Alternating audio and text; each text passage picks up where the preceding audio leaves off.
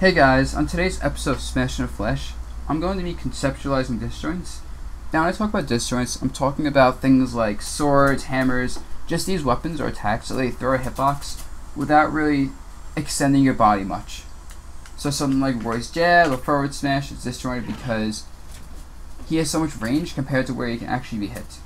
And similarly, someone like Falcon, who uses his body for his attacks, like his dash attack, his back kick, etc., he doesn't have disjoints really except for his jab because he's throwing out his body and committing himself and make himself open when attacking you. And so having a disjoint really changes the pace of the match. And I like to compare Falcon and Roy when talking about disjoints and how it changes the game because it's so similar.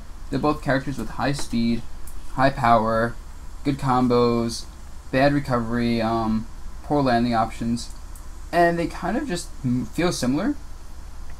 But the main difference that changes them is that Roy has a sword, Falcon has better frame data.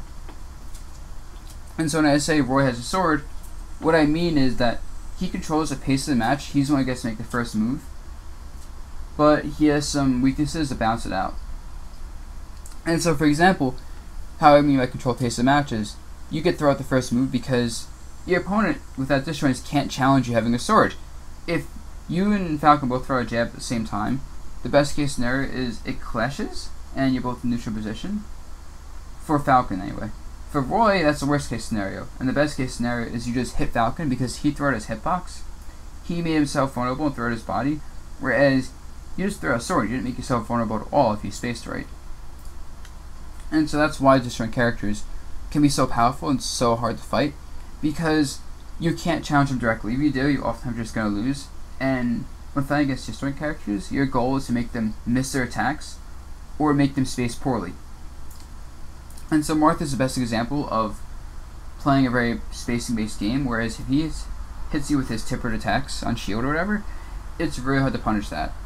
Like most characters just don't have ways to punish tippered, disjoint attacks, unless they're really fast like Sheik or Falcon, and even then that's pretty hard to punish. But to balance that out, oftentimes if you get up close to the character, their attacks are not safe at all. And similarly, if you make a character whiff their attack, but you're still pretty close to him, like at this distance, that's a free dash attack, dash grab, whatever. But because you have to wait for your opponent to make that mistake first, because they can expect you to do that and do a different space move, they can grab you, whatever, you're still under their control and they're the one that dictates the pace of the match. And similarly, when you have two disjointed characters fighting each other, oftentimes the one with more range dictates the pace of the match just because they can do the same thing to each other.